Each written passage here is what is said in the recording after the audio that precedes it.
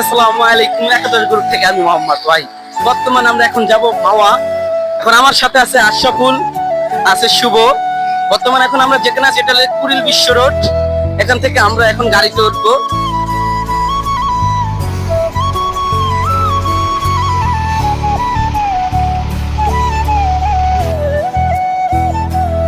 এখন আমরা গাড়ির জন্য অপেক্ষা করতেছি, মাওয়া বাসের জন্য।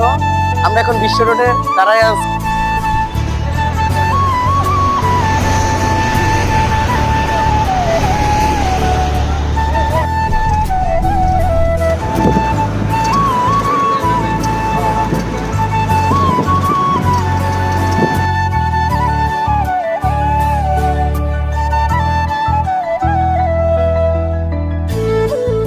অবশেষে চলে আসলাম মাওয়া ফেরিঘাট। হচ্ছে পদ্মা সেতুর হচ্ছে সুন্দর ভিউ দেখেন আপনারা।